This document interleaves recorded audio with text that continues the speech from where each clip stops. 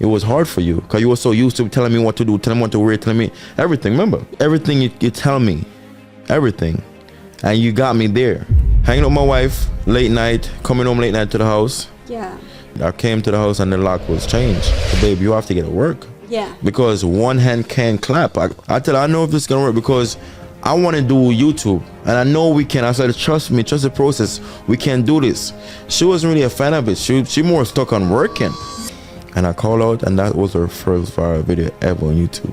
You feel like, damn, while my friends going out have fun, I'm here stuck with him working. Can you handle your own company? Can you handle when your husband don't have time for you? Can you handle when he says it is what he says and you feel broken and empty and you think like, oh my God, like he doesn't even love me right now, but... What's up, guys? Welcome back. Welcome back to another podcast, an interesting one at that. We are sharing our journey, our past experience that we been through, and it wasn't easy for any one of us, and it just showed growth of how far we came and how much we've been through, but how we overcame everything and how we're here vibrating on a healthy frequency as a couple, you know.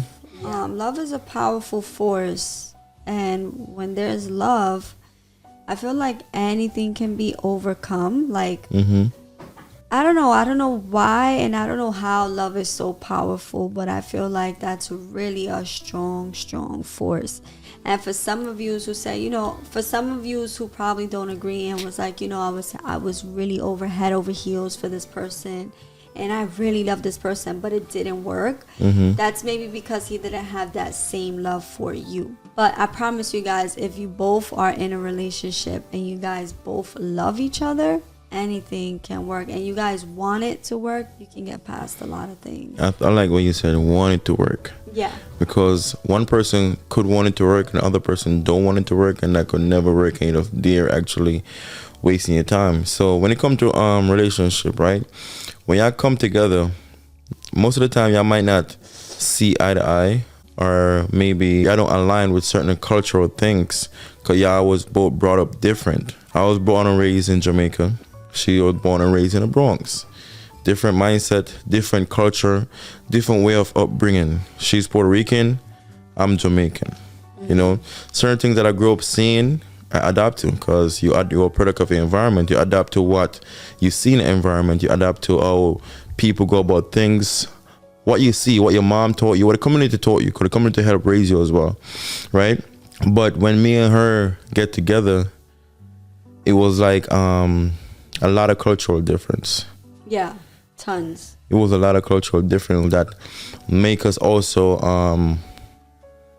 what can I say? It make us go at it sometimes because of the difference that we had. And it's like, I want her to understand me. She want me to understand her, but there's no mutual understanding. There's no bending because I'm stuck in my cultural ways. She's stuck in her cultural ways, and it creates the fight that we have, But I feel like when it comes to relationship as a couple, you have to grow together. Meaning that you have to come to a mutual aspect of growing, because you can't continue to argue with the same thing over and over. It have to be some form of improvement, that I'm changing for the better, or she's changing for the better, or we're both changing, because sometimes it take both. Because we think that what we know, or the stuff that we brought up on is always right. And sometimes you have to unlearn that. And in a relationship, we have to unlearn a lot of things to get where we at right now. It might not be easy at first, because change is hard. Yeah. Any change is hard. Sometimes you go through certain pain, it's growing pain for you to be somewhere better in life. And like I was telling you on last podcast, right? I don't regret nothing that I went through. It was just my journey to grow, to be where I'm at right now, because I love where I'm at. I love the mindset I have. I love my mentality. And even the audience watching, I say, bro, you go through it. A lot of men wouldn't do it. You know what I'm saying? So it's not like a lot of men wouldn't do it. It's just that you have to take it. It's a different level of mindset to actually do it, which it was hard. It was really hard for all of us in the situation. But the goal is we get past it. We get past it. And it changed me in the good way. But I wouldn't go through it again though, because I feel like the lesson that was being taught during those journey, I already learned it already. You understand what I'm saying? So where I'm at in life, I wouldn't go through that. To repeat yourself. Yeah, I could never go to that journey again, because whatever life had planned, whatever life wanted to teach me those time or taught me those time, I learned it already. Right. You get what I'm saying? So it's like you going back to kindergarten, you had to learn kindergarten, you wouldn't go back to kindergarten, you passed that grade. Yeah. So for me, that was a chapter that I have to go through to pass, and I don't regret it. I kind of feel like when you get into a relationship, people don't understand that there's a lot of ego and pride. And when you get into a relationship, you have to let that go, right? So besides everything we went through, I also feel like there's a lot of ego and pride in men. And whether it's like, you know, you're going to do what I say, like I'm the man of the house, or whether it's like, you know, I'm smart, or I'm just a man. I feel like, you know, you have to let that go as a man. You know, you can't just go in a relationship and think your relationship is gonna fly off and be the best relationship, and you don't want to let go of these certain things, you know. I do believe that you have to be a big believer in God as well. Like, you should read the Bible and educate yourself on, you know, not having pride with your wife, and, you know, just educating yourself to a certain extent where you understand that things are going to be hard, but there's still a level of respect. So going back to what he was saying, and he's talking about that he's passed that journey in his life, and he felt, you know, the need to, you know, he's happy he actually experienced it. My cultural ways was very different. So growing up in the Bronx is like, you not disrespecting me, or we gonna be at it, right? He wasn't used to that. Like, you know, I guess Jamaican women are a bit different, or maybe just his ways back at home.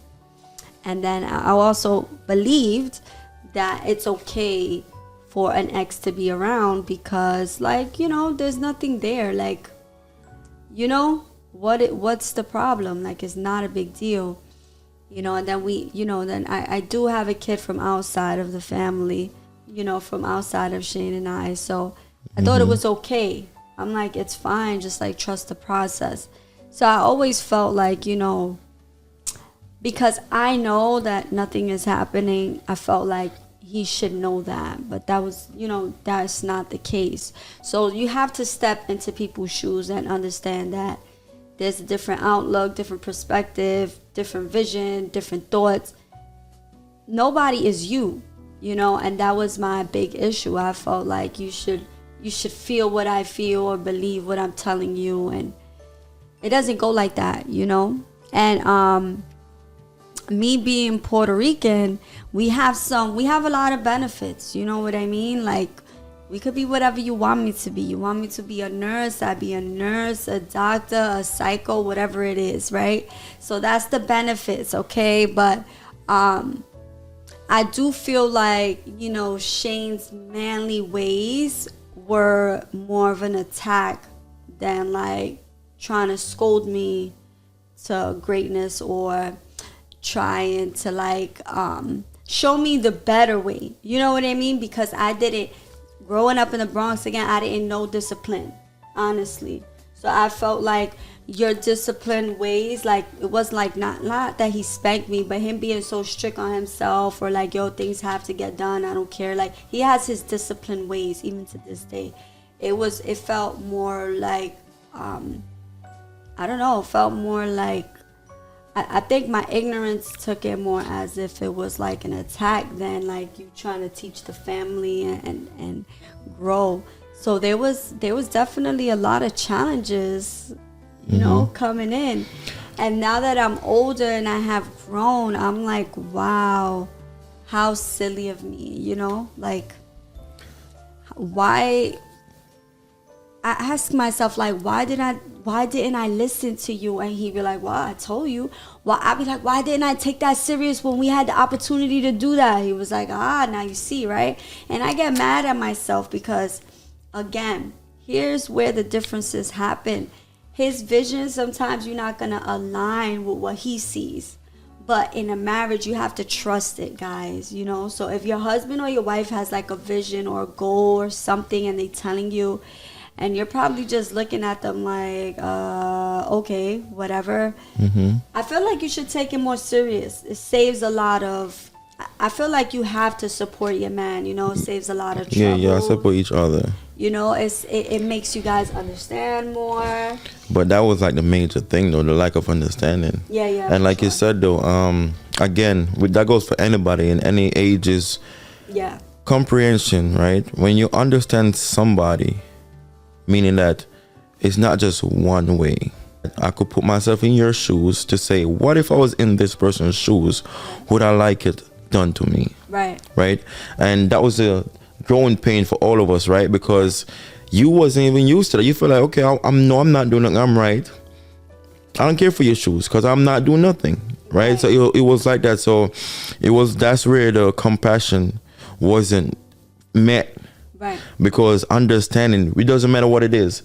If I was to flip the role and I'm doing that, trust me, everybody that would have felt some type of way. Yeah.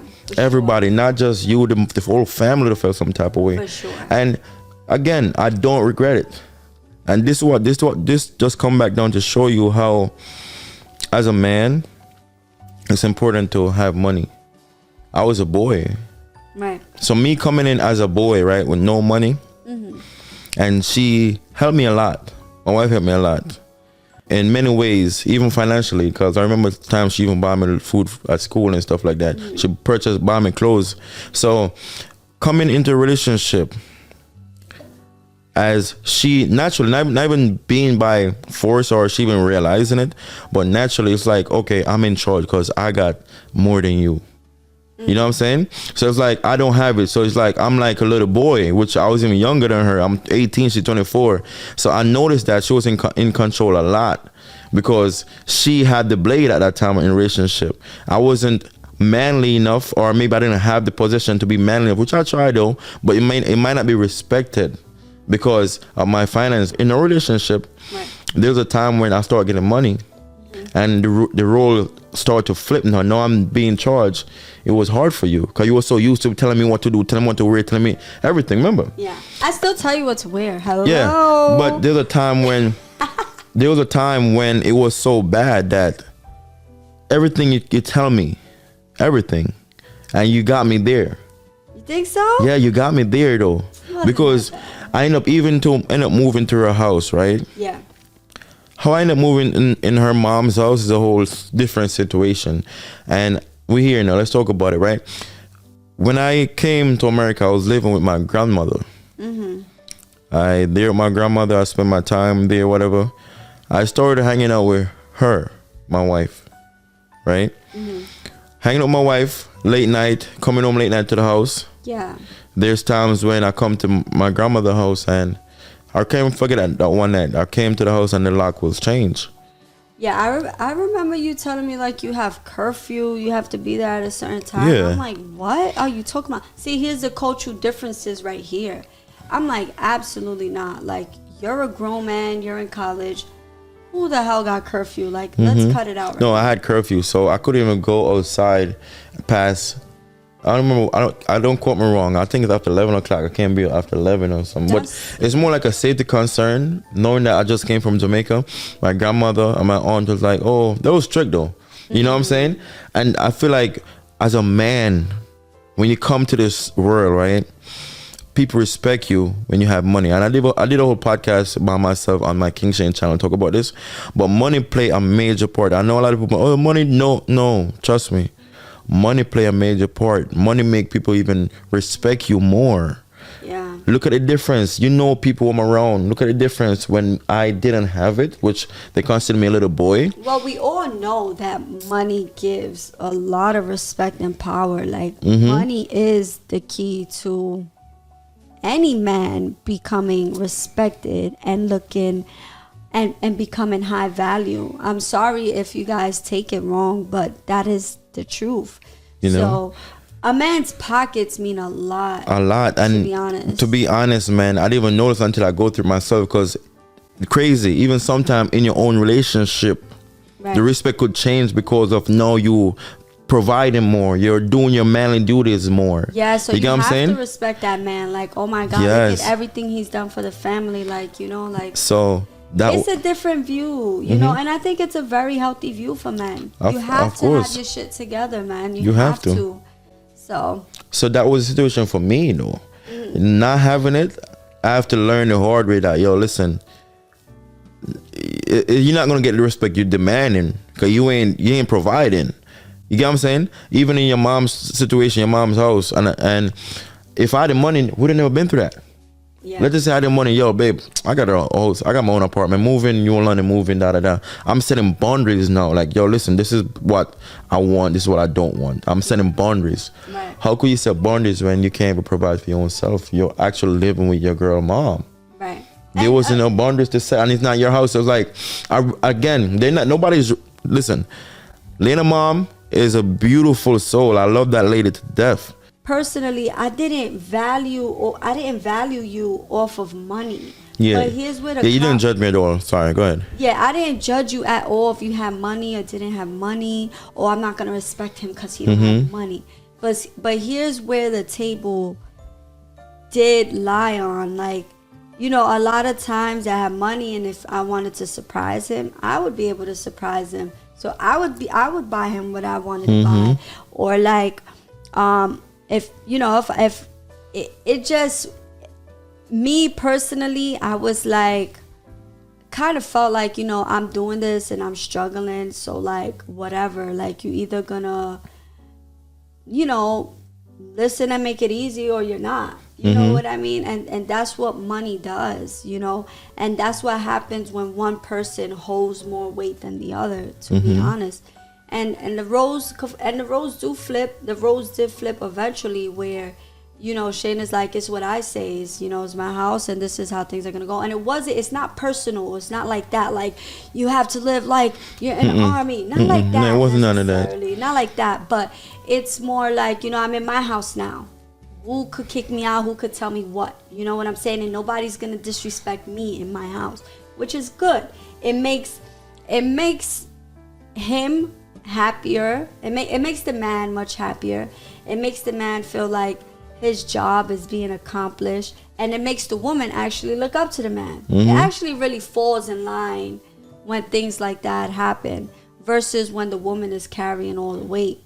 You know, and she feels like she has to baby this man. You know, it's not a good look. When the woman is carrying the weight, when the woman is in charge, man, she have this masculine energy because she's basically look at herself as a provider. Yeah. Right? The provider usually be the man. So let's go back to the nature of us as men, right? Our ultimate job as men is to provide, protect your family, provide for your family. You have to be the go-getter to go get it for your family, right? So when it comes to a relationship where the man can't provide, maybe could bear to protect, you know, and the woman, the lady, the partner, so used to that part of she being the provider or helping or all be the higher hand because she feels like she have more authority. She does. Right? Yeah. She gonna move certain way. She gonna be like, yo, I got him, I control him. Not even indirectly, you don't even notice it. But the character, the way you move, you're gonna move like this. I control him, man. What are you gonna do? You know what I'm saying? Yeah. So and then you start noticing the man taking care of the kids and doing more of the woman's stuff. Yeah. Do you think it's really a conflict for the household? For our relationship, I'm talking about us then, I noticed that when we were together, for the time being, for the years when I didn't have it, you was in charge. Right. I get comfortable being in charge. And in school, I shut my mouth. I go with things. I go up with it. So when I get in charge, not even say get in charge like it's a competing thing. No. When I start working now and I start getting money and stuff, no, I'm moving you out to your mom's house for real and getting her own apartment. You wasn't used to that. Yeah. Cause you were so happy to be a provider for me. Like, yo, I want to be the one to buy you clothes. I want to be the one to do that. You know what I'm saying? Yeah. So that's why you were so even excited to even move me into your mom's crib. I wasn't excited to move you into my mom's crib, but I was excited that you was coming to live with me. Yeah, because you mentioned you open the option, you know, and then I had a choice during that time to actually go rent a room. But it's like, okay, I want to spend time with her, so why not? So I go with it, and so actually I look at it as a rent, to be honest, because I wasn't just living in Lena mom's house; I was free. Yeah, I was paying rent there every month. I pay my rent there, so it's not like I was living there free and everything. I was working, I paid my rent. So I could have did the same thing to a room by myself. But because she want me there, I'll be there. If your mom is okay with it, why not? I'm there, you know? But again, when our relationship started to transition around, it was a little bit hard for you. It took a while. I'm going to tell you why it took a while, right? So, again, I was like a free soul. And even though I had London, I still was a free soul. And what I mean by that, it was like, I was so motivated. So I was always doing something. Like I was always learning.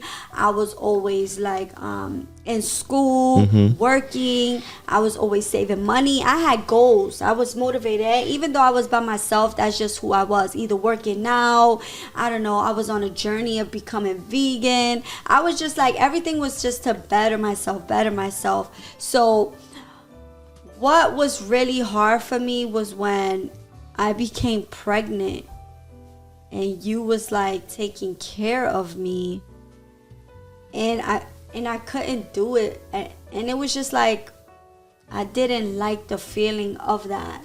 You know what I mean? Right. And you couldn't, it wasn't like you could do much, but you was doing what you could at the time, you know? And then at a point I started to notice how he was like, well, you need to work yourself. You know what I mean? Like work, get a job, and do what you got to do for yourself. Which is good, because Shane is the one your partner has to push you. Whether he's being straight up or whatever the case is, he has to be the one to push you. And Absolutely. you have to not always take that to offense. Sometimes take that as a positive outlook. So yeah, at that point when he's the one who always provided for me, and if I wanted something, I had to ask him like, oh, can you buy me food? Or like, oh, the baby needs diapers. That was so hard for me. It was so hard to transition to like having my own, to just getting used to him taking care of me. And here's why it was so, oh, well, Leanna, why didn't you just get a job? I don't believe in daycare. Yeah. That was not going to work at all. So having 2 kids, no job, knowing that he's, you know, struggling a little bit, but he's the one that has to take care of me.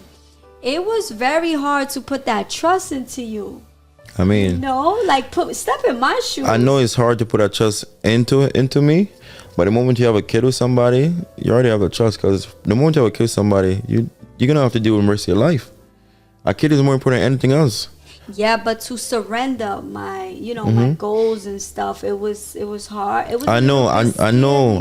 It could be scary because you're so used to. But again, right? We met as college kids. It's not like you was working, you have a career, and I tell you, give up your career for me, let me be in charge. No, it wasn't none of that. So I understand you, but I did have a career though.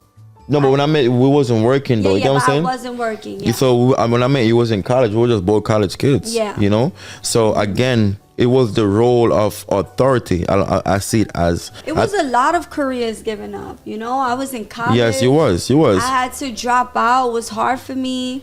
I'm only like 1 class away from graduating or 2, and it was a lot of giving up. It was hard for me. You know. I know it was. And I was very scared, and you know, my dad always drilled in my head, you need to be an independent woman. You know, I don't give a shit what goes on. Your money matters, your job matters, your career matters. So it was a lot, man.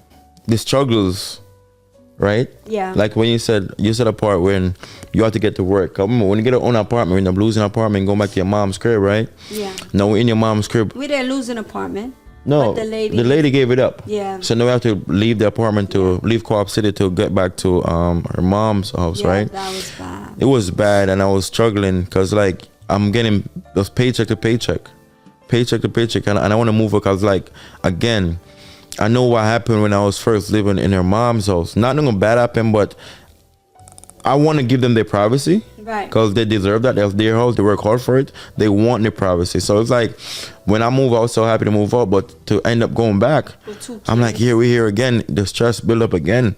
Now the bills backed up again because no paying storage. All of our stuff out of the house had to be in storage. We're paying storage monthly, paying the car, paying this. Now we have a baby started born. Now baby milk, baby diapers and all that stuff.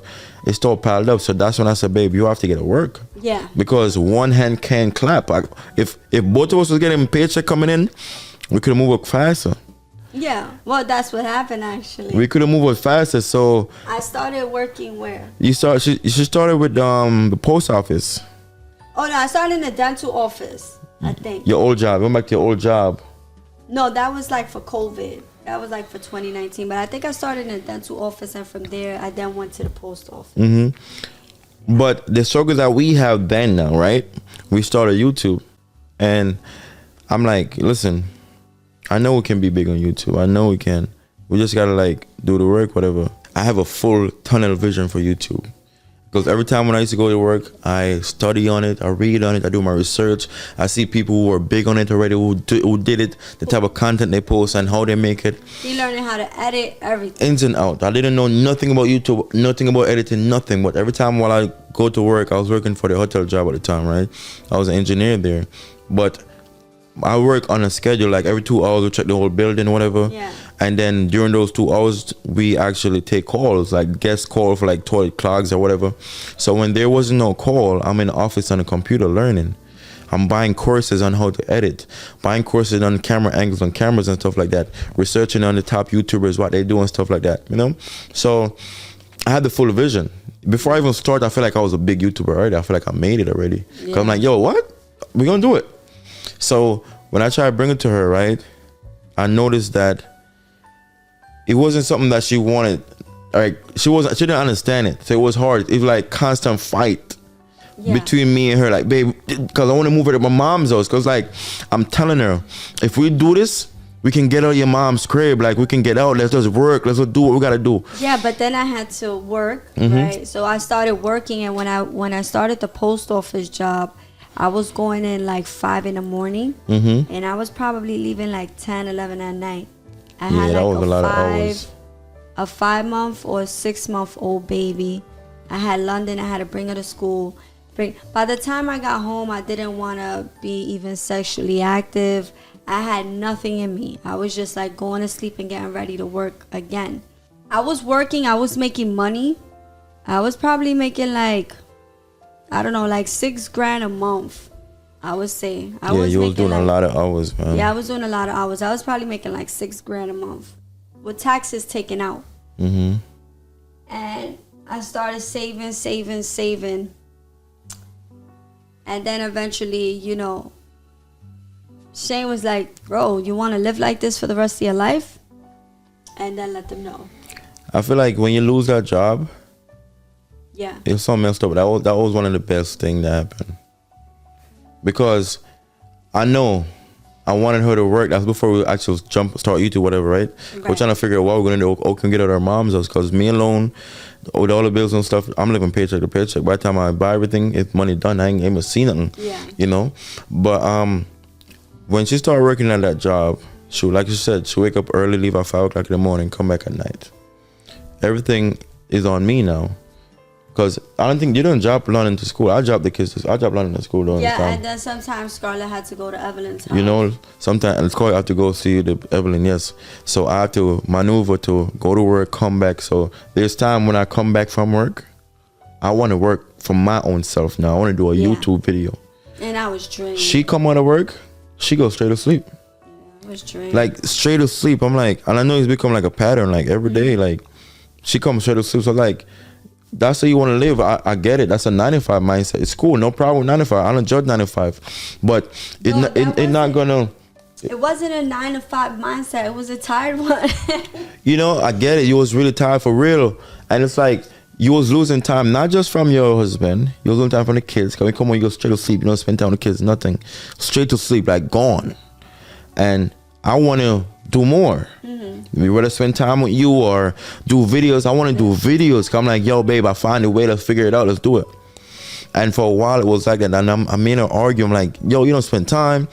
We don't. I'm trying to say we got to do this video. You keep promising, yo, we're gonna do the video tomorrow. Tomorrow come.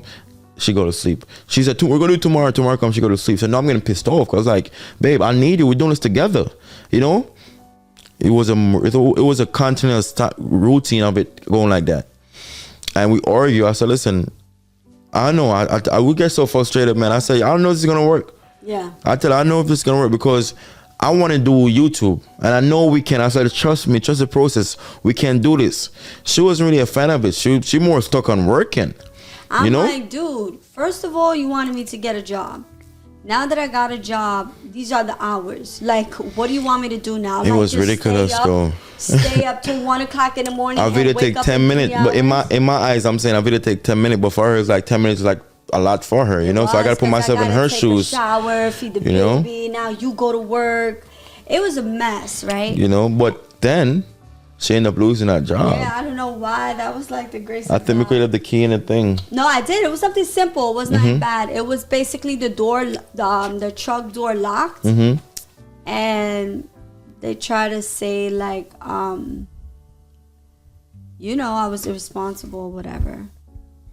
I don't know, but by the grace, it was like no bad, nothing. It was just like by the grace of God, and then I was still going to work, and then they said that the truck door locked, so they held me accountable for it, and then I just lost the job. I said, wow, he really wanted to. She lost it, and he was so happy. I was like, finally, because no, you get to spend time with your kids for real, because she really wasn't spent. It's hard. I'm telling you, being poverty, right?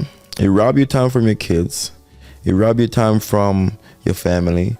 It rob you time from your health, because then you're not giving enough rest like you want. You're not eating the right food like you want, and it become like a rat race. Okay, I need my 9 to 5. I need to keep doing this, but you're losing time because your kids, when they're born and they're at the age of 1, they're not gonna be 1 ever again. You miss out all those years, right. And I feel like that's how important money is. And we didn't brought up. Our parents didn't raise us say, "Oh, money is that important," but it is that important because having the money right now could save somebody's life. I'm being honest. Your own life. If right now, let's just say your mom need a heart transplant, right? Kidneys or anything, but you have the money to do it. You just save her life. Yeah. On the other hand, you don't have the money to. Your money only could pay your bills. You live in a rat race, 95. You can't pay it. Then what? Right. Your mom, this is the reality. Money gives you opportunity. We have family. We see family and friends that lost their life because the family member couldn't afford for the surgery. Really, even from in Jamaica, we know people. Yeah. So it's like you think about that. Damn, babe, we gotta do better for ourselves, for our family, our moms, our parents, because like our parents brought us. They probably didn't get the opportunity that we have right now, but let's take full advantage of the opportunity we have to take care of them. Right. You know, right. So. When she lost that job, he was mad. That's when we lock in and we start do YouTube more. He was like, we're gonna start doing YouTube. Let's do a video. I didn't care for my 9 to 5. I started calling out from my 9 to 5. I ended up getting right up. I was on the verge to get fired because I called out so much to do YouTube. But guess what? The time when they were about to fire me, they were not able to fire because, anyway, whatever. I don't know if they wasn't gonna fire me, but they gave me a serious write-up or warning, whatever, right? But the day when I got that serious warning, that's the day when I called it off my work, right? And I called out, and that was our first viral video ever on YouTube. And that was a video when we did on your mom the cocaine prank. I remember. And I'm like, I look back, I'm like, what if I didn't call out? That video probably never get done. That's right. Because on weekend, your mom and Mike play music and hang out. You can't do so the only time I get a chance to do a video with her mom really is during weekdays. So everybody, I work, she work. That's the only I have to call out to end up to do that video, like to prank her when she come out of work. Because usually when she come out of work, I'll be at work. So the only time I get to prank her is weekend. But weekend, they play their music. Yeah, the only time he has the time. He has the time is on the weekends, but my mom is busy on the weekend. You remember, like, we used to wake up like maybe 3 o'clock in the morning and shoot videos. We set our alarm literally because we in the house, and so it was a weekend. I was like, babe, we gotta do this video. And then I was playing the music. I was like, all right, cool. We set our alarm to like 3:30 in the morning, 4 o'clock in the morning. Yeah. When I know they're gonna be going to bed. Yeah. I set my alarm, wake up. We go do that video, and guess what? That video go viral again. Yeah. You get what I'm saying? So it's like the sacrifice we made towards YouTube. It wasn't easy, but it's worth it. Yeah. Our regular people would be like, nah, it's 4 o'clock. I ain't waking up 4 o'clock doing a damn video. Yeah. That was the mindset she have earlier though. before the 95. So it was a growing for us. Like, babe, we gotta lock in. Like, you know what I'm saying? Once you see the first check and stuff like that, I'm telling you. Yeah, it could do something. You know? So now we're seeing check coming in, same as our 95. Yeah. I'm like, okay, we're doing 95. We're doing what? 40 hours for the week. This YouTube video, do like couple videos, whatever. I wasn't consistent like it was. We're doing a couple videos and we're getting this amount of money. So I'm like, yo, this is it. Let's lock in fully. So all I was asking for is just trust me, babe. Trust the process. Yeah. Trust the process. Along the way, we argue a lot. Because guess what? One of the hardest things you could ever do is work with your partner, work with someone you love. Yeah. Because when it comes to working, you cannot see them as they're still your lover, they're still your partner, but whatever. It's like somebody has but to be now boss. it become business. Yeah. We gotta look at it as a real business. Yeah, we gotta run it. You gotta be strict. You gotta take it serious. So let's just say I'm taking it so serious. I'm gonna vibrate on a high frequency. I'm so serious. I want it. And she come on some joke shit. I'm gonna get mad at. You know what I'm saying? Yeah. And she's like, "Who you talking to?" Then it started an argument. Yeah. You get what I'm saying? So it's like for us, one of the hardest thing was to work together. Yeah. Cause we wasn't aligned. And he wasn't had to be the boss, you know, because he's actually the one who see it, who have the vision. He had the vision. So I was the hustler. I would get the people. I would help with ideas. You know, I was the hustler. I'm not even going to lie. And, you know, I have my own ideas and we shoot. But the reality is nothing would have got posted if it wasn't for him. You know, because he already had the skills on how to edit and this and that, which eventually he taught me everything. But starting off, he literally learned everything so it can happen the easiest way possible. You know what I mean? Like, we're gonna do this. I got it. Don't worry about nothing right now. This is what we focus on. I'm telling you, it was bad. So even those time when I used to work, right? When I get our own apartment, mind you, right? We moved from our mom's house finally again and get our own apartment by 233rd. Yeah, that's because of the post office, though. I had saved a lot of money. The money that she saved from the post office, she put a down payment. Cause I didn't have no down payment. I was I want to buy a house. My check was only like not paycheck to paycheck. There's no saving, so she has saving from her post office. 13,000. Yeah, she had that because I'm like, I want to buy a house. So whatever. Here's me again. Like, I'm focused. Like, I need a house. I don't want to live in a building. I don't want to live in the Bronx. I'm already thinking again. I need to buy a house. I need to have my own house. I need this, I need that, I need this. But again, I'm so happy that he was able to you know, be the man that I needed, because I needed that. You know, I needed that man. I needed a real man, because I'm a rough female. I'm very rough. So actually, when we moved into the first house, and the second apartment, the basement. Yeah, when we moved into the basement, that's where YouTube was really all on us. It was up to us to really get somewhere in life, y'all. But one thing I could tell you guys, my wife always has savings. Yeah. always got savings. So she was living with her mom, right? So she wasn't paying bills. Right. So she just saved, and that was smart. I feel like we have to do that for our kids. Yeah. I'm not in no rush to kick our kids out ever. Ever, me either. But save your money, stack up to buy a house, to get yourself situated. How I want to do it. That's how I'm gonna set it, right? Yeah. But in her situation, see how I always got savings. Because even when we first moved out, the down payment and the security deposit was her. The first month rent, security deposit, whatever, that was her. She pop out 5,000, 3,000. She had it. And that's why she was spoiling me, because she had it. She had always saving. Yeah. One day I remember I was running check. She come buy a bunch of clothes. I texted her that my pants rip, because I get up from the chair and rip my pants. She come bought me 2 bags of clothes, of like brand new clothes and stuff like that, you know. Yeah. So she loved to be that provider. And I don't want to be everywhere with this podcast, but I'm just showing that she always got a down payment. So back to when we're back in the basement now. No, YouTube was all we have to do, because I'm working. Now it's up to us. Now I'm locked in with YouTube. Yeah. Now I'm fully locked in. I'm going to work. Boom. I go to work. Now I'm working empty. I know I leave the switch, I switch job. I leave the hotel job. I'm working for empty now. So now I'm working for empty. Guess what happened? You make less money. I make less money. It's a pay cut for me. I went from making freaking like $30-something an hour, $30 an hour to 20. It was like 35. It was like a big cut, like 20, a big cut. $20. But the reason why I took that cut, because MT was a city job. It's a career. You can have retirement, everything. The benefit was there for the family, everybody. You know, so everybody was like, "Yo, get a city job." So for me, it started off as entry level, because I just got in. So now I gotta build my way up because every 2 years they raise your pay $2 or $1 every year. So you don't get up fast. So, but for me, the pay cut, it was worth it because like, you know, within 5 years I'm gonna be good and you get promotion. Promotion was going fast in MTA. Yeah. I missed out on promotion because I called us too much. Cause when the promotion come 2 years after, I was supposed to be a freaking maintainer, Right? a maintainer, right? Because I was an assistant maintainer. I was supposed to be a maintainer engineer. I was supposed to be making a lot of money now up there. Probably like 40 something, right? I didn't get it because I call a lot, and when I call out for YouTube. Because every day I like to do YouTube. I go to work, I come home, it's YouTube. I'm up late night editing. Those times we was posting on YouTube and Facebook, and Facebook was no joke. Facebook is Because we have to put captions. We have to put captions for Facebook. No, we have to literally write out everything that we're talking. We have to literally write out everything that we're talking in the video, writing captions, subtitles, and sometimes that video go for 20 minutes. So imagine doing 20 minutes of subtitles. You're just locking doing it. So even I'm going to work on the train, I'm on the phone doing subtitles, falling asleep, going to work, little free time I get, doing it. There's no chill time for me. I don't care for chill time, spirit time, fun time. Yeah. It's like a regular people like, oh, weekend is me. I have no drinking. Nah. I'm locking in. I'm working. No dates, nothing. No dates. Like even she was frustrated. You don't take me out.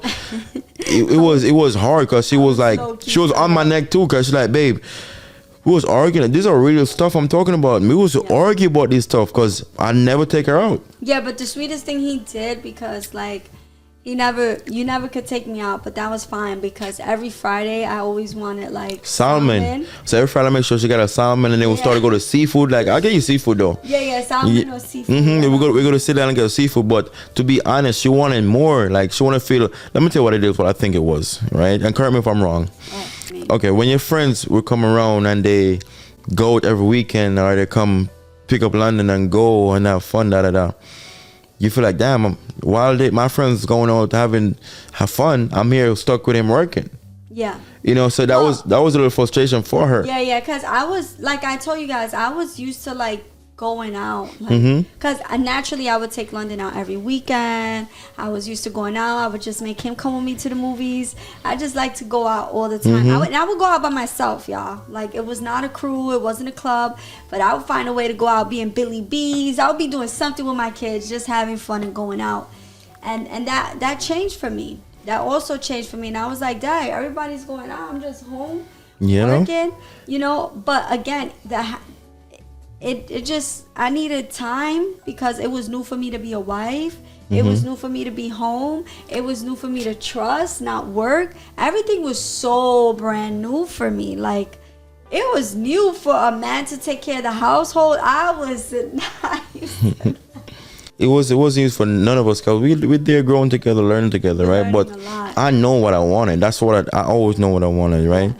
So even those times when she was arguing me and say, yo, you don't take me out, like, and yo, we have an argument. I'm like, yo, damn, you're ungrateful. Like, you're not seeing what I'm doing, but she's not seeing it. So I'm like, all right, let's keep waiting. You know what I'm saying? Which I'm happy things work because trust me, if things that never work, you're like, damn, you know, you missed out all the days and all of this. But I'm happy I show progress that it's going. It's just a process. Just a process. Yes. So while she worrying about going out to freaking go eat in the Bronx or go to this restaurant in the Heights or whatever, a few years after, she got her own house. Yeah. We're going on vacation now. We're taking flights, different countries. All over the world, we can go anywhere. Yeah. So getting big gifts, Chanel bags. You know what I'm saying? Big ass whatever she want, you know? Diamonds. If she had never trusted the process and she had broke up with me then because I couldn't take her out to freaking Applebee's or something, would have been done. She'd have never get to reap the benefit. Right. Of sticking by me or the favor. Like, I just wanted to trust the vision because I felt it. I did trust it. I felt it. I felt like I had it before I had it. That's how I was moving. I feel like I was big in YouTube before I was even big. Yeah. And like, no matter, I trust the process. I just had to talk my shit sometimes, you know, like, because, you know, you get frustrated or whatever. But it never was like a frustration where it pushed me to the edge to go move on or do something. It wasn't that deep. But, you know, there was times I did want to have fun, you know. There was times that I did want little surprises. I'm like, you know, whatever. But we kept working. And we kept working. And it was more comfortable to work in our home than anyone else's home, to be honest. I'm telling you. So that was like, and even though we lived in this little basement apartment, right? And then they created this this room, which it was like an illegal room. Yeah, There was no it was no window or escape, right? It was a garage. They just shrink the garage, just put a room there. Right. So they created this like little illegal room or whatever. But we lived in this apartment, and we filmed in there, and we were so desperate to get out of it. Yeah, and man. I feel like if we would have never lived in that apartment, we would have never got out. We would have never been as desperate. Nah. Like that I was always apartment- desperate, babe, to be honest. I know you was very desperate, but I felt like that apartment just was like, the little basement just like sealed the notch. Like, this is not it. It just kept a memory. It kept reminding me that, you know, like this is not it. Like, I can't live here. We got to make it happen. You know, it was like roach infested. Oh, the roach was bad, man. There was like where the shower curtains were, there would be What? like a whole shower curtain of roaches and hiding. And when you turned the lights on, it was just roaches everywhere. It was bad. We moved into a house infested with roaches. Not the big one, the tiny one. No, roaches, not the water bugs, not the big ones. That The grow. tiny one that come in bundles. You can't get rid of those. So you remember those days? That was some serious days. So I would was wake so up freaked early. out. I wake up early, go to work, once I turn the light on the kitchen. I know, man, your kitchen clean. Yes. Our kitchen was clean. Our clean kitchen every night and put Clorox, everything. But there was still flowers coming to the counter all over. Yeah. And when we turn the light on, they all run. And there was even in the shower, on the shower curtain. Yeah. And then we keep telling the landlord, he's like, oh, we can get people sprayed. You know what I'm saying? It was nothing. But I was always hungry to get out. Yeah. Let me tell you when I needed more, right? There was one time before we got everything. That was when it was living in your mom's house, I think, whatever. Yeah, that was I the came to worst. Connecticut to my friend's mom house. I remember that day. And you came with me? And I walk in, I said, yo, how can I own one of this? Yeah. How can I said to myself, how can I own a house? How can I own a house one day? How? And that never left me. Like, I'm gonna try hard. I'm gonna do it. I'm gonna do what I have to do. And I'm proud of my wife because I have a wife that stick by me. Despite whatever, that's what I said. Despite whatever we go through, I'ma always choose my wife because we learn. Nobody is perfect. I'm far from perfect. I'm learning as we go. I'm getting better. She getting better. Everybody getting better. Whatever the situation was, right? You cannot give up one bad or two bad when there's plenty of good.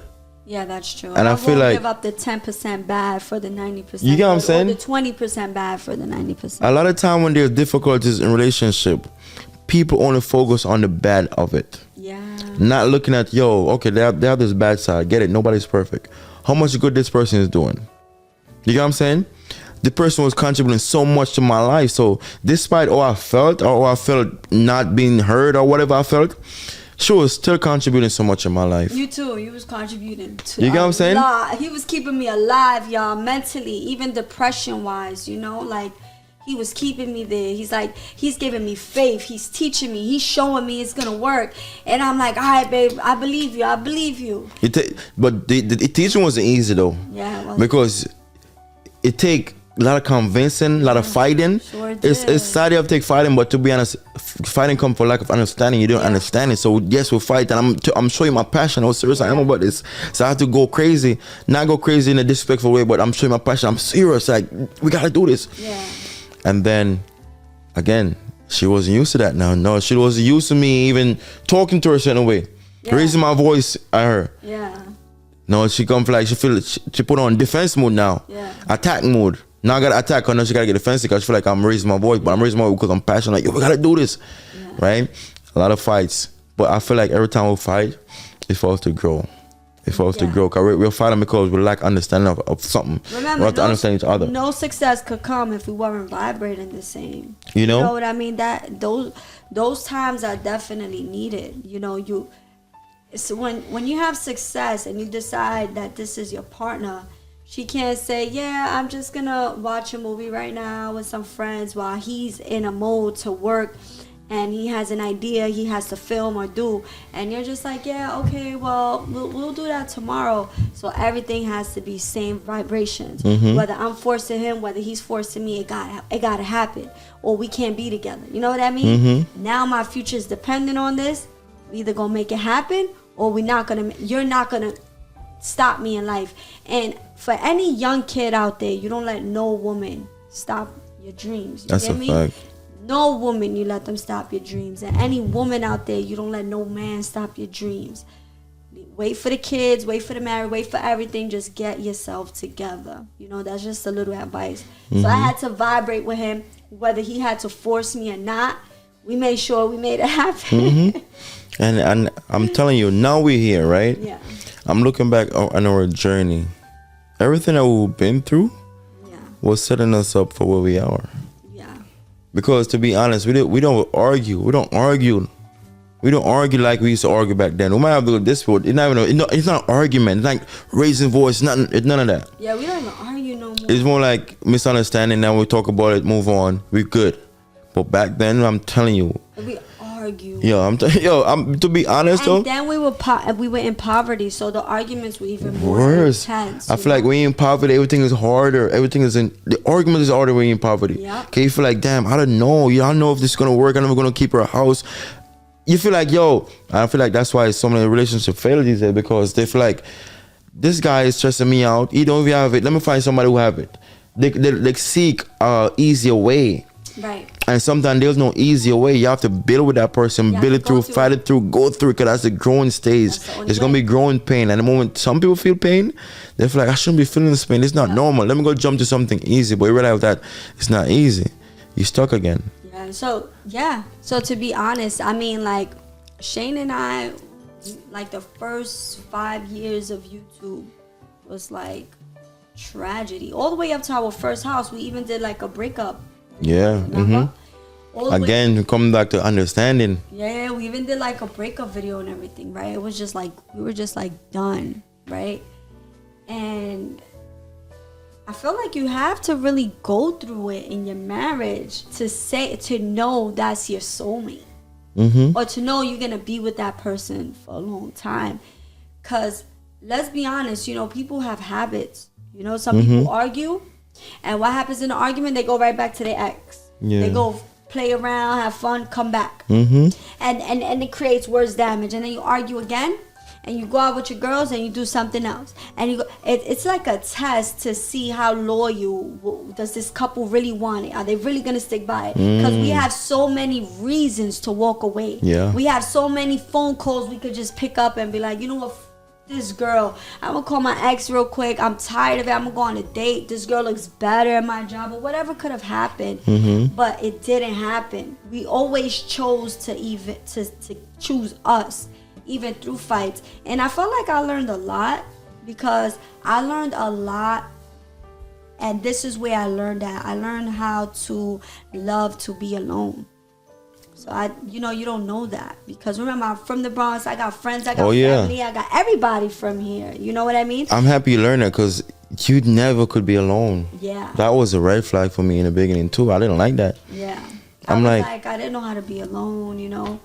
And if fighting and you feel empty, you think the best way is to, like, you know, reach out or just go clubbing or just drink, get drunk. And it was so good that I just learned how to be alone. Like, I don't know what it is, but my body just chose him every time. Like, you know, even if we fight, I'm just like, all right, I gotta find something to do. Let me go run. My whole mindset started changing. The fights really brought growth, to be honest, you know.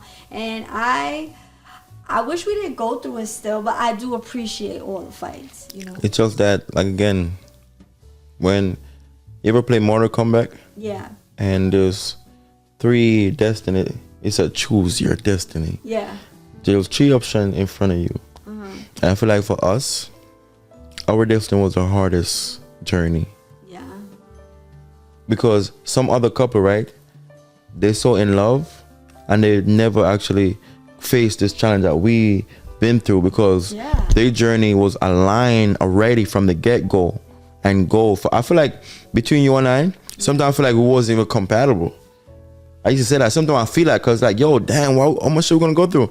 You know? But it make us stronger though. I'm not saying we're stronger than other couple who don't go through anything, but it make us, it's a different level of love. That's what I'm gonna say. It's a different level of love I have for her, she have for me, because when you go through so much, it's like nothing could break us. Yeah, I feel that. I like that too. But I do feel like maybe we weren't so compatible because maybe your intelligence was much advanced than mine. You understand what I'm saying? That's why I say a lot of women want successful men until they have a successful man. A successful man is not weak, right? So I'm not saying I'm not successful and I'm not smart, but remember, my habits come through my husband. And like, I learned a lot from men. Don't get me wrong, like, I was in college, I want to do better. I had this image in my head, like, I'm gonna have my own house, I'm gonna be rich. Like, I always vibrated very well, but the reality is, like, his intelligence and discipline to success was beyond mine. You know, like, really beyond mine. And I had to learn a lot in order to even keep him. So a lot of people say, yo, I want a successful man. I'll do anything. I'll have his meals ready by the time he said. It don't go like that. And sometimes it don't go like that. Sometimes he's crying blood and sweat and he's trying to figure it out. And you're like, what do I do for him? You know what I mean? Like, let me learn something and try to help him out. Sometimes it's like you just got to give him his own space to vent. He don't even want to see you and he's locked in his room for 2 days editing or doing a video just because his mind can't stop working. And then it like don't perform how he wanted it, and he's just like, there's no way. Like, there's also breaking points in, like, in your journey. And I feel like those fights were there for this, so I can be able to handle who he wants to be in the future. Can you handle being alone? Can you handle your own company? Can you handle when your husband don't have time for you? Can you handle when he says it is what he says and you feel broken and empty and you think like, oh my God, like, he doesn't even love me right now, but he's walking away to get a peace of mind? Can you handle the fact that he's gonna might dismiss a conversation just to save your marriage, just so y'all don't go back and forth, and he's standing on business? There's a lot of things that come with it. Was a lot of molding, and don't get me wrong, I molded him too, but he was molding me a lot too, and it was all beneficial.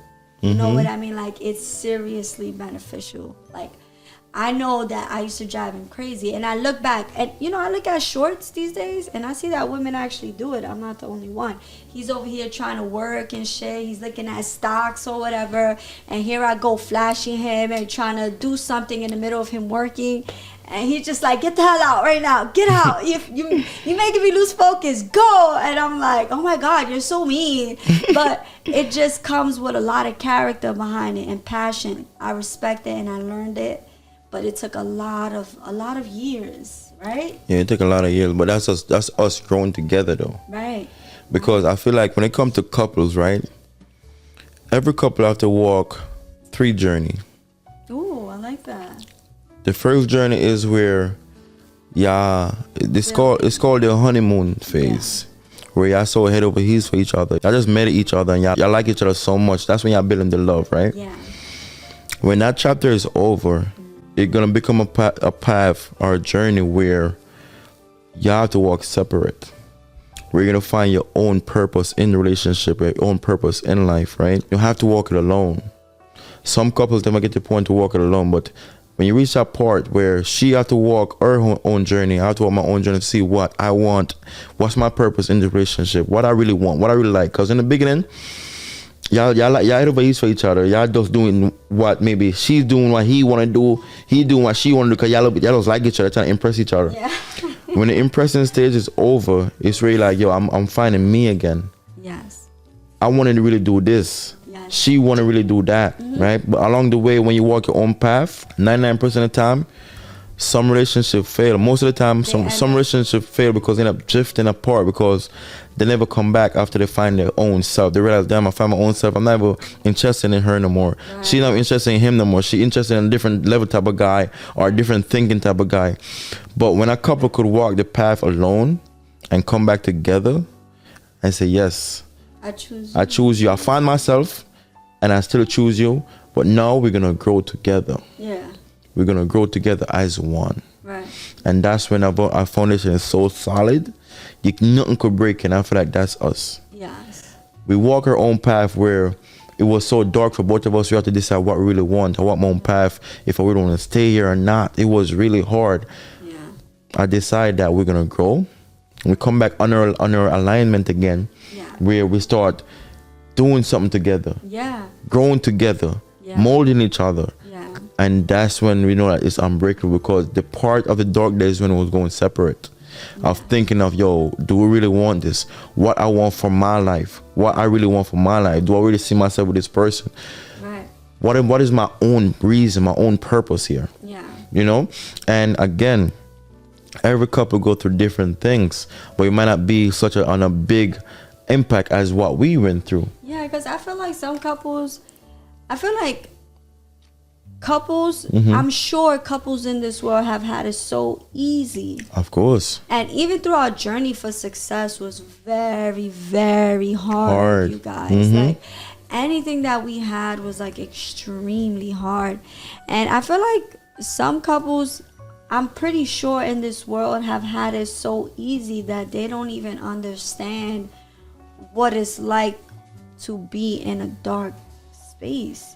You know, you have couples that probably go through their dark days, but I'm not saying it's gonna come for every couple. Yeah. But there's time you have to be. I feel like you have to be prepared for everything.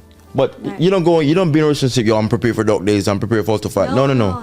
You vibrate happy, and I feel like hopefully, yes, that stays like that. I feel like it come back down to vibration though. Yeah. Because let's just say when I met you, right? Let's put it in theory, not saying this is facts. Just for you to understand what I'm saying. Let's just say my vibration was up here, and your vibration was down here, or vice versa. Your vibration was up here, mine down here. We're gonna click a lot because we're not vibrating the same level. Right. When two other couple come together, let's say vibration already aligned naturally. Right. There's nothing to really fight about because they're already aligned with certain things. So they're just going to go through the smooth sail. Yeah. So for some couple, yes, they're going to go through certain things based off cultural difference, based off upbringings, different outlook, different situation. You know? Like stuff like that. Yeah, because look, I come in a situation where there was a kid already there already. Yeah. Baby father, family. Yeah. If other people that was in a good relationship, let's say it put in my shoes, I put in your shoes, who'd they make it? You never know. I have no idea. Yeah, I know there's a bunch of blended families. Like, don't get me wrong, where they're beautiful families. You know, I'm sure, and they make it or whatever. But that's not the norm. You know what I mean? And even when it came to school, my grind was much different from his, because it's like, you don't have kids. You go to school when you want. You go run track. You chilling. I'm over here like, oh, I got to do this class, plus I got to study and go to tutoring, and then I got to run to my kid and do this and do that. So I do feel like vibrations were different, and then I had a negative outlook where I was scared to trust you, you know. Shane was young. He had a lot of ego, and, you know, there was things that I feel like, again, walking our own paths, we had to get it right by ourselves. You know, so we could be able to treat each other better. Yeah. And give each other the treatment that we both deserve. You know what I mean? And walking alone was bad. It was bad for me. It was like the end of the world. You know what I mean? Felt like nobody loved me. I felt like, I just want to give up on everything. You know, you go through your depression days, and then boom, I just came out of that tunnel and there was light. You know what I mean? And you're like, wow. I can't believe we've been good for, you know, I'm happy we passed that. You know what I'm saying? It was rough. I feel like, you know, like college? Yeah. You have to take certain prerequisite class before you can get into calculus. I sure did, yeah. So for some people, notice that some people didn't have to take a prerequisite because they passed the test. Yeah, for sure. I feel like when it comes to couples, it's the same thing. Yeah. when couple, it's like a vibration test, right? Say two couples do the test Right. of dating, they realize they vibrate the same. Right. They don't have to go through the struggles Right. because they vibrate the same. They align. They're gonna understand each other and just go with good communication and good interaction to each other, right? For the couple who don't have that alignment of vibration, say one down here, one up here, Yeah. they have to go to that prerequisite to get to that mutual healthiness relationship. So the healthy is like the course itself, Right. but the prerequisite is like, nah, you're not qualified for the healthy relationship because you're not seen eye to eye, you're not aligned. Right. So now I'm put you out to test, and these are the fights. Yeah. I'm put you out to test so you could eventually get to align, and then you could see the healthiness. Right. So same thing like a calculus class. Some students come right away, and the knowledge is already there to just jump right into calculus. Right. Some kids they have to take Math 06. They got to take Yeah, Math 06. Math 06 to get to pre-calculus and stuff like that. Some people got to take pre-calculus. Yeah. So it's like you got to take this class to understand calculus first. So it's like I feel like when couples don't vibrate, you have to go through that to understand relationship. That it's not all about you. Some people come relationship being selfish, being self-centered. So those are certain characters that you have to let go to have a healthy relationship. So I feel like the fight and everything, the prerequisite for you to let go of certain ego. Let them certain bad attitude, let them certain disrespect and stuff like that to get to an healthy relationship. So for some couple, they don't have to go to a prerequisite because they already come knowing that I probably have the knowledge of that. I know what, I know I shouldn't be self-centered in a relationship. I know I shouldn't talk to my man or my girl certain way. I'm already, so it's already easy. Yeah. But and also like I also feel like when it comes to support, right? Some people be like, hey, listen, I have an idea. And, you know, they jump on it, and I do feel like when it comes to, so we both vibrate in the same, right? But the reality is, like, when it comes to jumping into like supporting one another, because no two people come with the same idea, like, hey, you know, I have an idea. Oh yeah, I have the same idea. Yeah, let's do it. No, it's not like that. So when it's two people, when it's one, it's always that one person who initiates it, and then the other partner chooses to support it and go for it. When it's like that, that vibration has to be exactly the same. So your full trust has to go into that. I feel like that's where I was lacking a lot. I was more negative than positive. Like I was definitely supporting, but I was really scared. Like, oh my God, like, and you know, what if this doesn't work? Or like, no, you say that. I feel like mindset is everything. Yeah, I was. And even also our relationship, even come to like simple things, right? You always think negative of everything. Cause it's like, what if, dude? It's always a what if with you, but the what if is negative. and for me, it's like, yo, trust it. The what if for me is positive. Yeah. You get what I'm saying? Because some people always think positive no matter what. Even if they walk into a fire right now, I'm gonna think positive that I'm not gonna get burned. No, but I have my times I think very positive. That come after though. But you was scared of everything. Like, yo, I don't trust that. You don't trust the bus. It's a lot you don't trust because I guess you see so much. Where you from? You get what I'm saying? Yeah. And it's nothing wrong because it's like a protective self. Because you where we're from, we gotta protect. If you see somebody get hurt doing that or whatever, you's like, yo, I gotta protect her. I know what could happen. Yeah. But sometimes we gotta let our guards down to trust. Because you was so have your guards up, even relationship, like, yo, what if he leave me? What if he choose this girl? What if he leave me for this girl? It was more like not positive. I know. I was very scared because that's what happens when you see the women struggle around you. That's what happens when you see women get cheated on.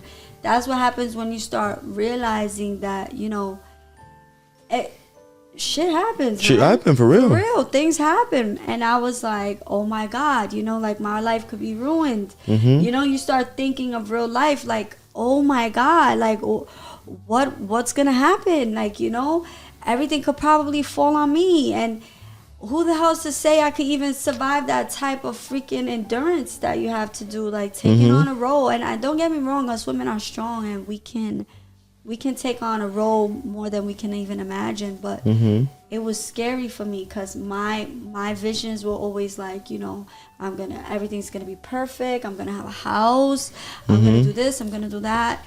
And I did think negative a lot of the times. Did you think being a single mom make you think negative?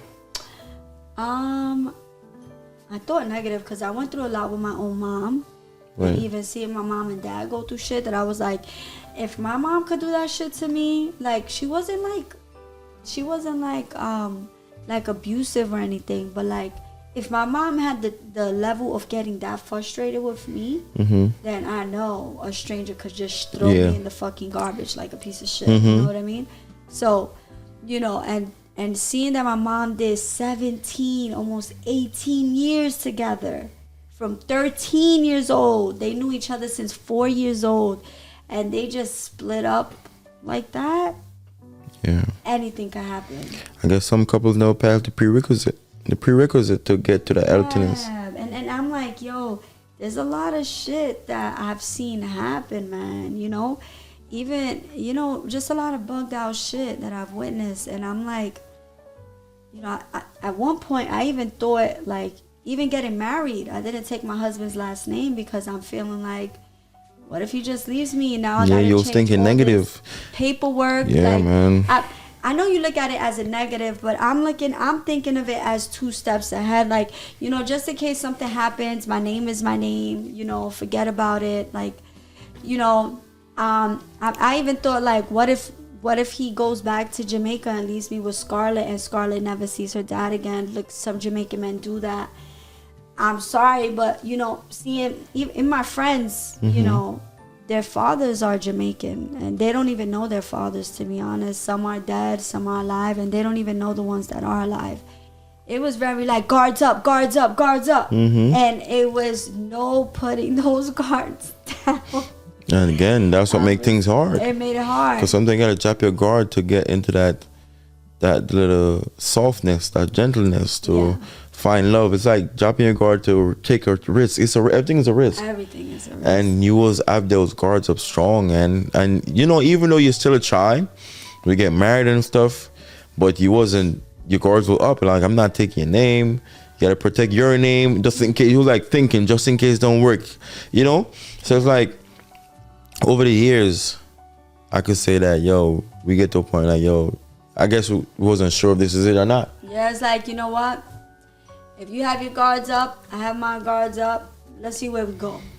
Take your road, believe what you want. I'm going to take my road. I'm going to believe what I want. If it work, it work.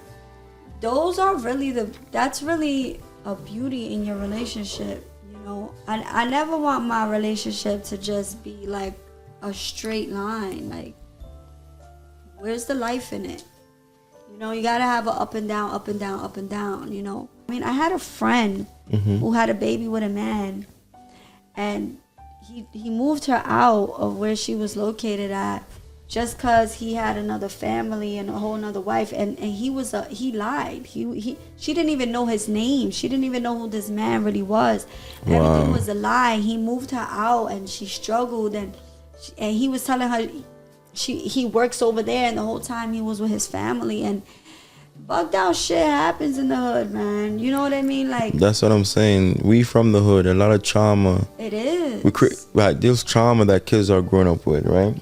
And they see a lot of things happen, and they can't unlearn it because it's become part of them. They're traumatized. They have the guards up. I have trust issues because I've been seeing my mom go through this. I see my sister go through this. I see my family. I see my friends go through this. So trust issues up. So even when they meet somebody who truly want to love them and give them their all, they've got their guards up so strong. They put up this defense, and they make it harder for a relationship. And that's why I feel like the environment itself. Like, remember, I always tell you, right? I always tell you that I wouldn't date a girl from the Bronx. God forbid you're not a breakup. Yeah. Because I feel like it's not just what I went through with you. Even the way you talk and go about certain things, I know that it's a environment thing. It's a cultural thing. Yeah. Most of the girls from the Bronx, no disrespect to any girls from the Bronx, anybody from the Bronx, but the females from the Bronx are very aggressive. They're very defensive. They take everything as disrespect. What? They're ready to go at it, ready to pop at you.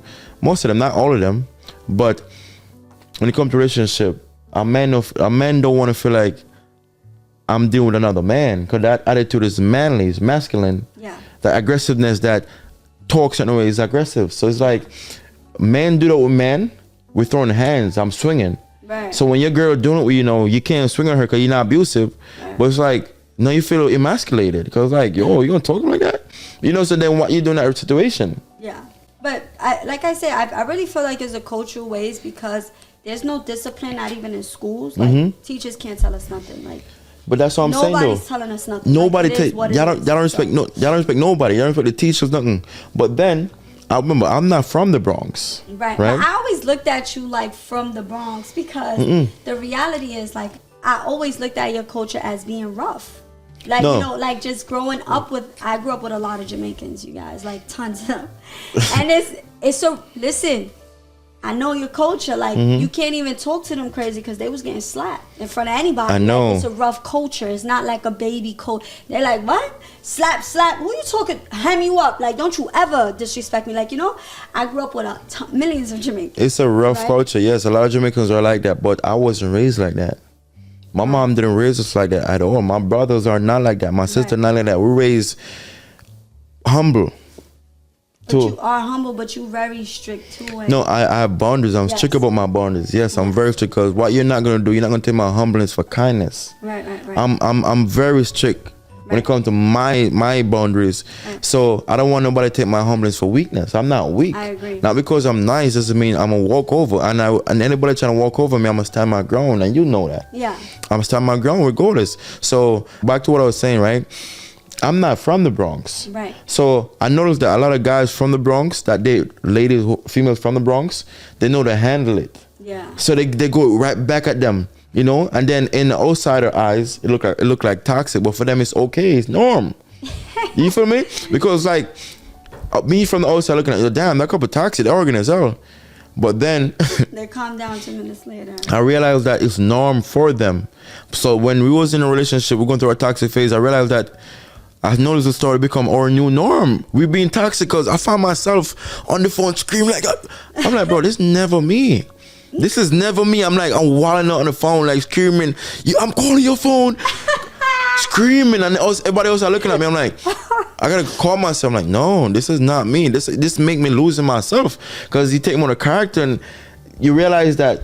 Sometimes relationship gonna do that, especially when you're with a girl from the Bronx. What? Welcome to the community. We've been through some stuff, man. I'm telling you, like, it made me get out of character, and I'm like, and then I was just on that roll of like going crazy, like I'm popping up in her house and stuff, and it's like I gotta sit back and realize, no, this is never me. I was the same way, popping up at your house, but you wasn't easy either. You know? It wasn't like Shane was a little easy peasy. Don't let the intelligence fool y'all, okay?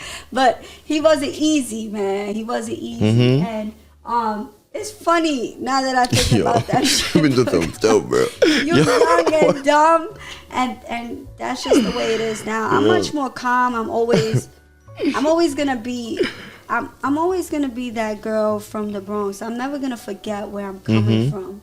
I'm not always gonna carry those traits. I try not to. Sometimes it's in me I could get a little cool and speak down to earth, but I also could switch it up and become very intelligent as well. Yo, I remember one time, right? Yo, we broke up, and we thought we're done. I'm like, okay, cool. Let me go. So mind you, again, she was in control of the relationship. She gave me a phone.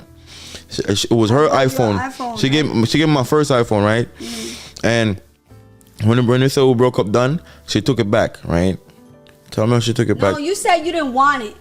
Oh yeah. That's what he does. Anything I buy him, he said, I don't want it, and he dumps me. Like, no, we broken up. So you said left the phone. I'm like, bro, I don't give a fuck. Take a phone. I want to get another phone right away because I want to get a Metro PCS. Because she put me on her plan, whatever, right? I want you to get a Metro PCS phone, whatever. Metro piece of shit. And that's what she used to call it, Metro piece of shit, right? So I want you to get a Metro PCS and tell me how when I get this phone and I'm going back in my everything, she locked me out of my Facebook, my Instagram, my email, locked me out of everything. She hacked my entire thing. I can't get access to nothing. Now I'm getting mad again. Because like, okay, cool. We said we're done. Just let me be done in peace. Leave me alone. Yeah, okay. She feeling need to take control of everything. Now I'm calling her. Now I gotta call her again. I don't want to talk to her at all. Now I gotta call her now. Like, yo, why you got my stuff? Just leave me alone. I'm begging her for just leave me alone, bro. Leave me alone. He didn't want me to leave him alone. So no, I called. She's getting me mad. It was a winter time. I was at my grandmother's house. I was on Gun Hill and I put on my coat, jump on my grandma's house. I went for the 30 bus. waiting for the bus, right? The bus taking mad long in the cold. I start speed walking to her crib. I was mad. Tell me, we just broke up, right? Just broke up. Tell me when we get to the crib, I'm so mad. Her mom opened the door. I come to talk to her. Care. My mom was there. He was like, I don't give a fuck. No. I respect your mom though. Never. Yeah. I never. Your mom calmed the situation down because I was so mad. I respect your mom so much. Your mom come open the door and she go back upstairs. And me talking downstairs. And tell me, always leave from me so mad. We end up talking. We end up making up again. You get what I'm saying? So it's like, yo, bro, what the hell, bro? You know, because I wanted to just be away. Yeah. But it was just bad and toxic all around, man. Yeah. It was bad. There was times I wanted to be away too, and Shane find his little way back in, and he'll bring me food. Of course. I break up with him, and he'll come in the morning and bring my favorite It was breakfast. some really toxic shit though. I'm like, why you bringing me breakfast? I don't even want this breakfast. We was on some crazy stuff though, for real. That's the welcome to the Bronx family. You know what I'm saying? You survived. Cool shit. No, but I love the culture, man. Like, I feel like without that culture, you would never know how much you've grown. You understand? Like, there's things in there that I feel like everyone needs to experience. You know?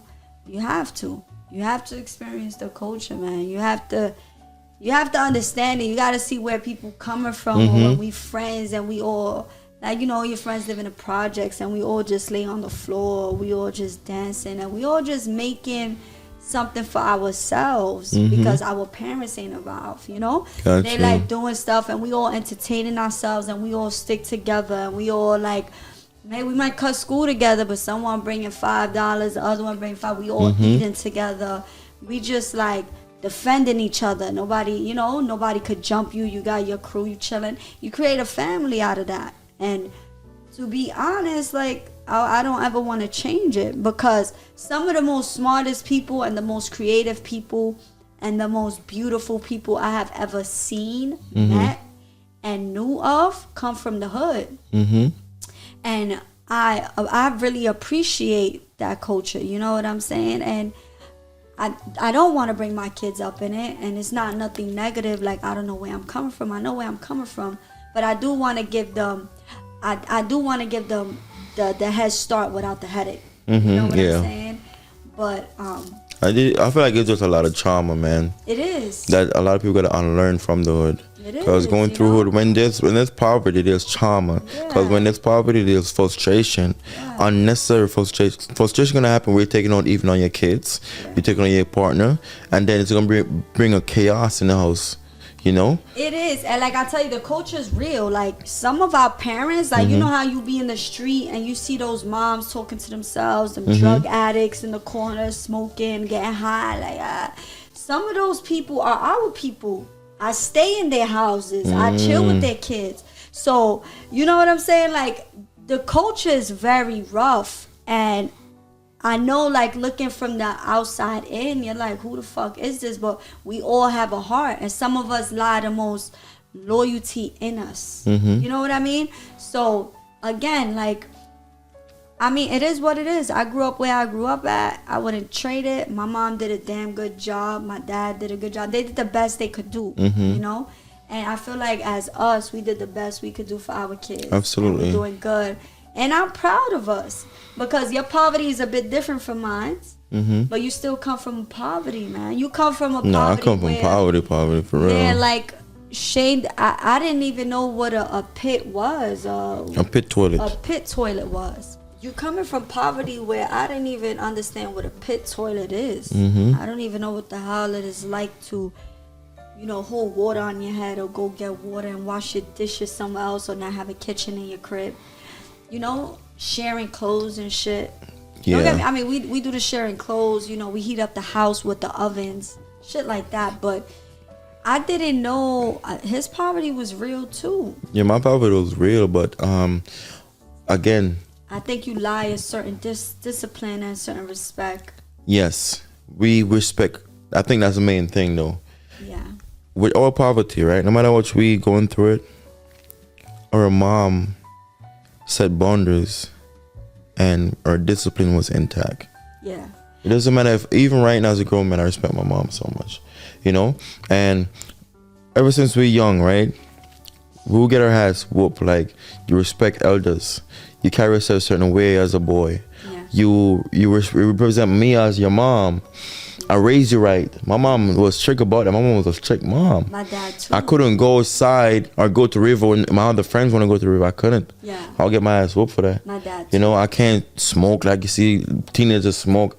There's none of that. And she did it as a single mom. Yeah. So she raised us right. Yes. And a lot of times when in the community where I see certain friends, I'm like, yo, I wish my mom allowed me to do certain stuff. So that's me saying that as a kid, right? I wish my mom allowed me to do certain things. But no, I don't regret it. I'm happy my mom didn't allow me to do a lot of things, because those friends that was doing those things, they don't turn out bad though, but look at where I'm at. You know what I'm saying? The discipline I have, some of them drop out of school. I make sure I finish school. I passed high school with 1060 subject. That's a great achievement in Jamaica. Yeah. You know? Yeah. And my mom molded us. She set us up for the future. Set us up to like, go at it, son. Go at it, my daughter. Attack the world, but be your best.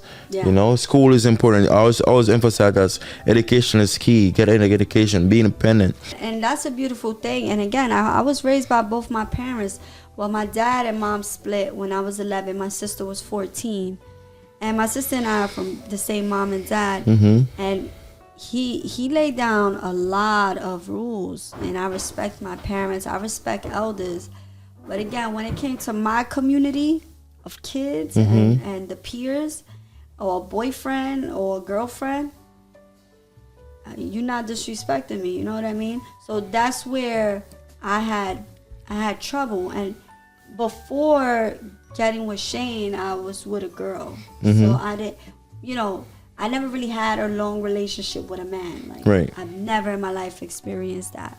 So you was my first a lot of everything. In reality, it might not look like that because I already had a kid or whatever, but I never lived with a guy.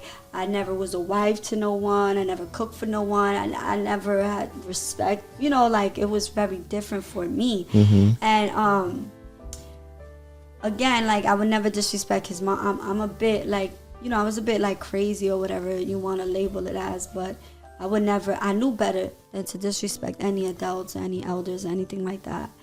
But with you, I felt like, again, you was like my age, you my partner, you was acting crazy, I'm gonna let you know, and I'm gonna act crazy right back.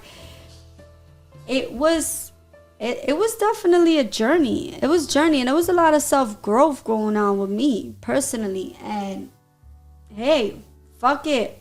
I did what I did. I learned what I learned. I'm happy where I'm at. And I cried some tears. A lot of the tears I've cried, whether I did it to myself or whether I felt like my husband did it to me, it was all worth it in the end. You know why? Because there's love, there's family, there's a foundation. Yeah. Everything else comes afterwards. But I truly have a man who, like, he is a man. So I'm lucky to have that. You know what I mean? I'm lucky to have that. I'm really, really lucky to have a real man by my side where he takes care of his responsibility. I've never had to ask him to take care of his responsibility or remind him. Okay, he reminds me. But I appreciate that. Forget about the money or anything. Like, even when I met him in college, that's who you was. When we got together, that was who you was, whether there was money involved or not. I mean, money's a plus, but the fact that he's just a stand-up man, I appreciate that. I truly do. And I appreciate you, babe. My kids need that, and I need that. As much as women don't want to admit, I feel like we all need that strong man, because they keep us in place. And not only that, I mean, it's not like I said, it's not about being a hoe or anything like that, but it's about like having that foundation where you could follow, you could trust, and that it's a safe place. It's going somewhere good, It's going somewhere good. And I'm telling you, I truly appreciate you from the beginning, because again, you rallied out with me when I didn't have nothing but my word. That's it. 100%, but I know loyalty knows loyalty. I knew Shane was about his word from when I met him. You hear me? I knew it. And you know, even though we got married early, and this is another story for itself, right? When we got married, I kind of thought it was for your papers. We're gonna go in depth on this in the next podcast.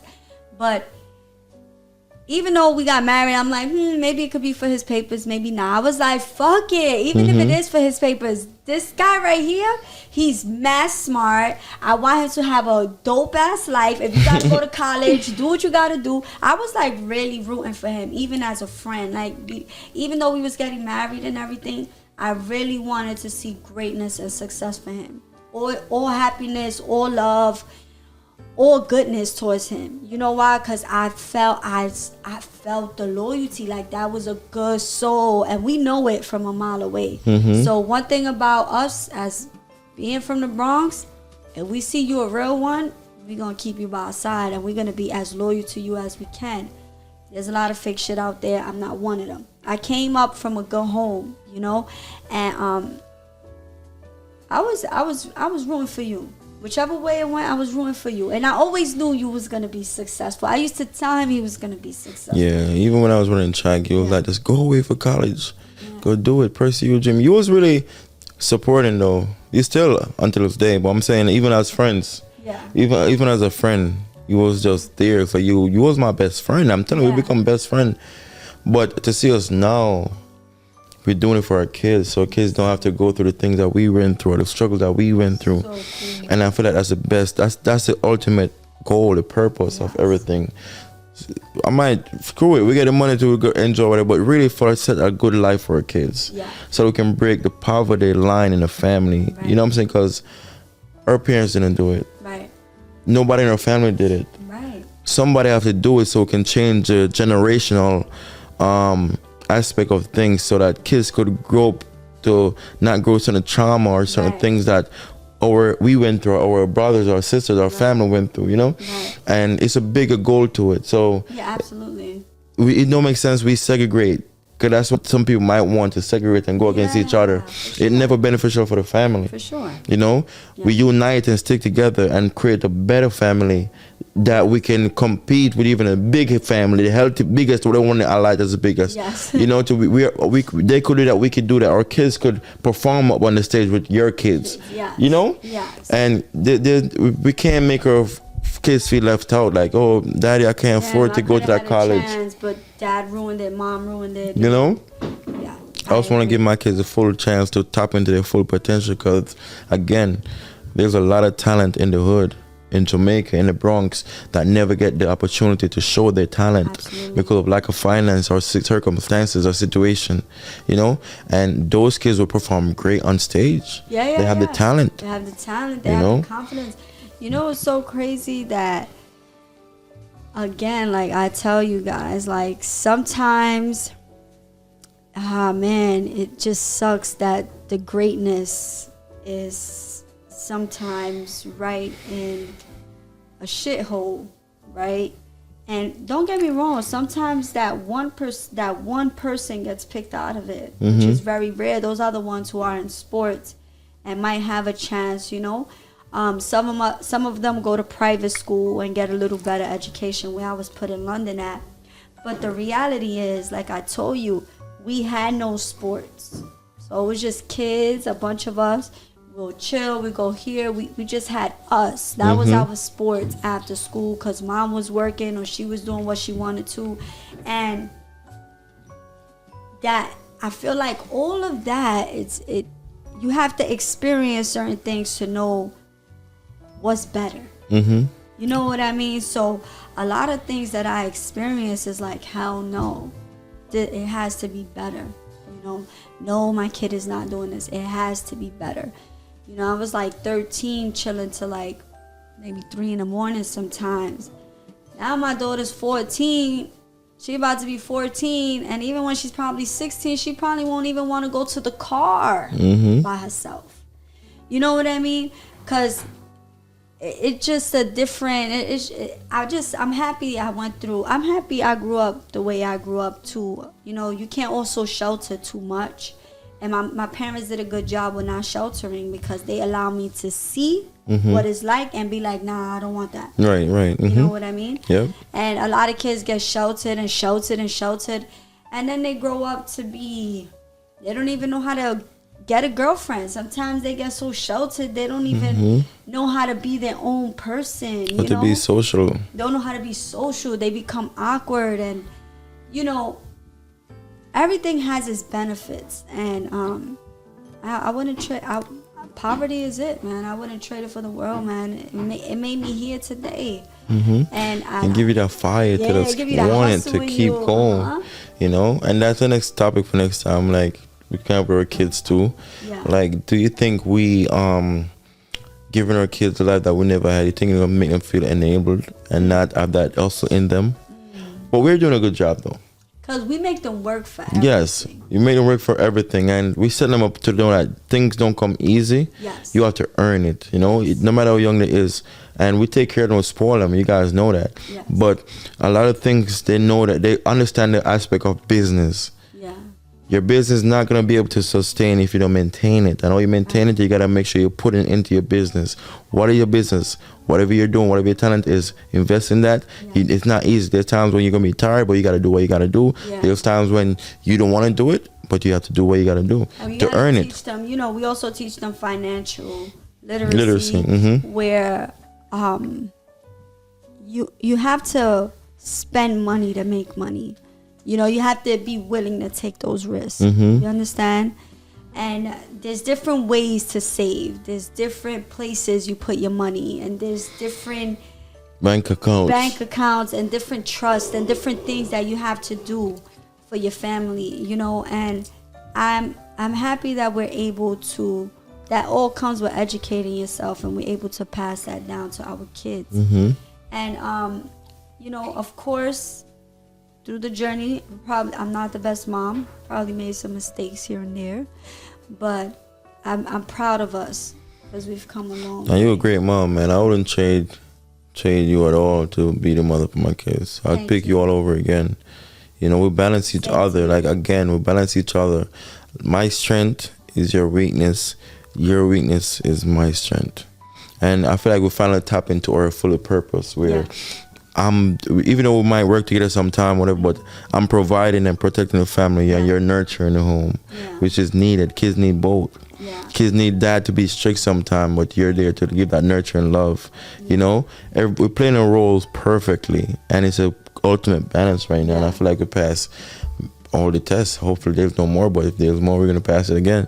Yeah, because I've always told you what my goal was. What's my goal? Tell them. Like, once we get where we at in our career, I just want to be what kind of person. Yeah, you want to be home, like taking the kids to sports, and just there with the kids, helping them, like rooting for them at their sports, and like doing everything like mommy, and like going to their schools, helping out, and just being like a full-time parent. Like, that's my goals. Teaching them, tutoring them, having all the time in the world for them, baking with them. And don't get me wrong, like, we still hustle, we work, and we still do that with our kids, but I still try to tap into it. Even like parties and everything, I still try to just do it myself because I feel like it's so intimate. Like, I just want to do these things for my kids. And you did. You did that, and man. I do it. And he gave me that opportunity to do that, because that's always been like my vision. I just want to be a full-time parent. I'm loving it. I never even thought I would have more than one kid, and after me having 3 kids, I'm like, I'm enjoying this. And he gives me the opportunity to stay home and be with my kids all the time. And again, we do work, and we do have, sometimes we shoot films and stuff like that. But it's still, I still have my kids with me, so I'm really thankful. And I'm here with my kids as well. Yeah, him too. Despite we hustling, but I get the opportunity to watch my kids grow. Yes. Because there's time when I'm at work, I miss out on holidays. Christmas I have to be at work. Sometimes working overnight, till missing out the holidays. So those days are frustrating. So it's a sacrifice we made, and it brought us here because we have to align, because we was working together. The sacrifice we made to like put hanging out aside, put shopping aside, put going out aside, to focus and lock in to get where we at, and it's worth it because, like, again, with childhood we go where we want to go. We spend time with the kids. There's no better feeling like what we do because we're actually with our kids, and it set us up so good that we actually make money outside from what we do. Yes, So money coming in regardless. So it's like you just set yourself so good and strong that you're just reaping the benefit of what the work you put in your hard hustle. work, the tears, You know, and everything. so everything is you start getting the fruit of your labor, and it makes sense now. So for everybody who's on their ground right now, just know that don't give up. Just keep going, no matter how hard things get. Keep on, cause trust me, the moment you walk through that tunnel, those dark days, there's a light on the other side that you're gonna say, yes, I'm happy I pushed through. Cause sometimes when you stop in the middle of the tunnel and say you're gonna go back, you right there, guys. You right there. sometimes you're this close and you just gave up, you know, and you just never figure it out again. And I say some people never, but maybe harder to figure it out too, you know. So in life, you just gotta weigh your option and see how you can maneuver in the best way for yourself, for your family, and know your battles. Yes. And I always believe in this. I say, man, make it easy for your wife. Please don't have kids if you're not ready. And women, just stick by your man, believe in him. But again, whoever has goals, and even if you both have goals, you push him, he push you. You push him, he'll grab you. You grab him, he'll put, you guys just keep going. Because the truth is, you're never going to know your outcome unless you keep going. That's right. You know what I mean? So if you don't keep going, you never want to live with a what if. You want to be like, I've been trying. And even if you see a little result, let's just use an example. You went from 10 views to 12 views. That little, it's a difference. You understand what I'm saying? Keep going. That's it. So guys, hope you guys enjoyed today's podcast. Yes. We have a lot more to share.